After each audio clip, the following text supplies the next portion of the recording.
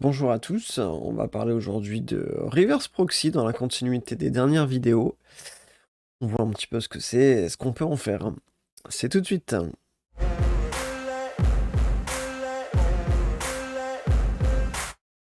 Alors, quelques prérequis qui vont vous être utiles. Vous allez avoir besoin de connaître absolument votre port HTTP et HTTPS de votre Synology. Et d'avoir également une redirection automatique des connexions HTTP vers le HTTPS de cocher. C'est un premier point. Le deuxième point, c'est que vous allez avoir besoin d'un DDNS pour rediriger justement, c'est le but du reverse proxy, c'est de prendre un nom que vous allez taper, ce que vous voulez, .freeddns.com par exemple, et de pouvoir le rediriger vers tel ou tel service. Ici, mon NAS en l'occurrence. Donc vous aurez besoin de ça. Et en troisième point, vous allez avoir besoin de régénérer vos certificats Let's Encrypt. Et quatrième point, du coup, qui va un peu avec, hein, c'est d'avoir une ouverture qui est faite de vos ports 80 et 443 pour que tout cela puisse fonctionner. Voilà les 4 items qui sont hyper importants.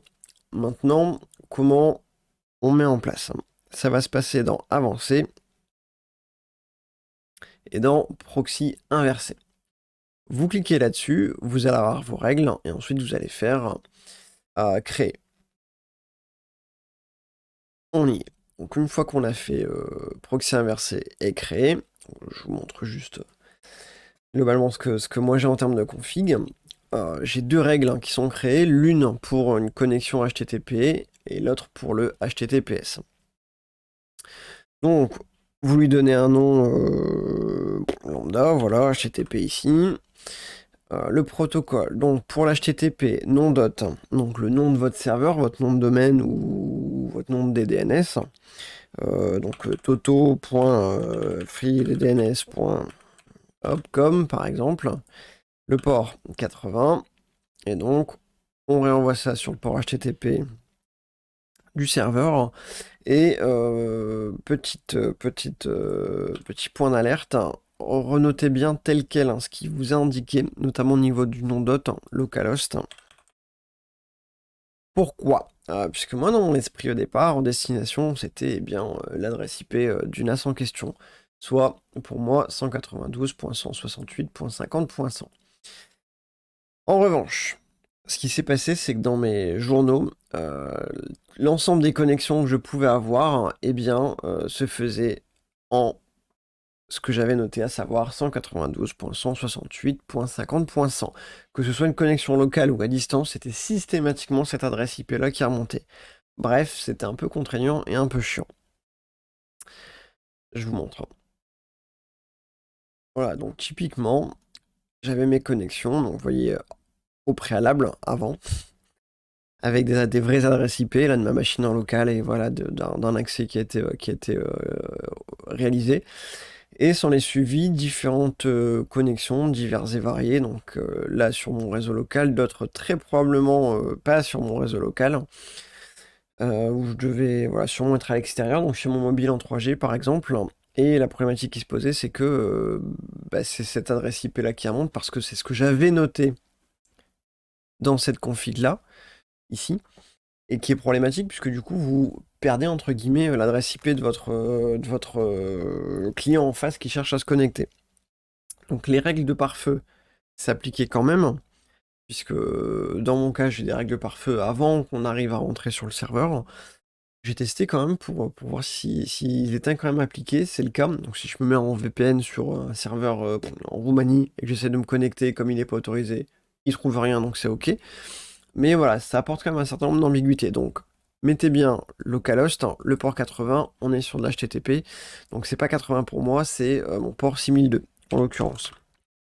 Donc ça serait la première règle à mettre en place, ici pour moi. La deuxième règle que j'ai mis, donc en HTTPS, même chose, sauf que là on met le port 443, donc d'où l'intérêt d'ouvrir le port 80 et 443. On active HSTC qui doit permettre une redirection de toute requête vers du HTTPS, il me semble. On va prendre avec des pincettes, hein. Et donc on fait de même, on la destination de l'HTTPS, non pas en 6001 du coup, mais en 6002, mais en 6001 pour moi, qui correspond à mon port local sécurisé. Donc voilà les 2 règles que j'ai pu mettre en place pour que ça puisse fonctionner. Une fois que c'est fait, vous validez le tout, vous allez avoir vos 2 règles. Ça c'est fait. Une fois que c'est réalisé, vous allez devoir renouveler votre certificat l'Encrypt. Pour ce faire, vous allez dans Sécurité, Certificat. Je vais pas plus loin parce que sinon vous allez voir le mien. Enfin, surtout mon nom de pseudo, mon nom de domaine en gros. Vous prenez votre certificat, vous faites Action renouveler. Donc c'est ce qui va permettre d'aller checker les modifications que vous avez pu faire dans votre reverse proxy et d'aller déclarer, d'avoir votre certificat pour votre DNS. Et la finalité de tout ça, c'est que une fois que vous allez renseigner juste votre nom de domaine, sans mettre de points 6001 ou 6002 comme on pouvait le faire avant, bref, un point, 2 points import, et bien c'est plus le cas, juste en mettant le nom de domaine, le reverse proxy va faire en sorte de hop, c'est tel serveur DNS qui est appelé, je route vers le port en local de la machine. Tout ça de manière sécurisée via le certificat. Donc c'est tout l'intérêt, c'est tout l'avantage. C'est plutôt pratique au final. Voilà, donc une fois qu'on se connecte, alors oui, je mets une image toute pourrite au-dessus pour pas que vous voyez le nom, ça sera plus facile pour moi monter après.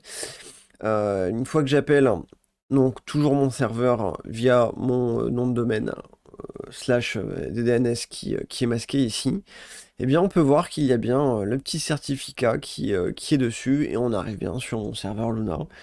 C'est parfaitement fonctionnel et j'ai mis absolument rien d'autre que le nom de mon serveur, pas de 2 points, quelque chose derrière.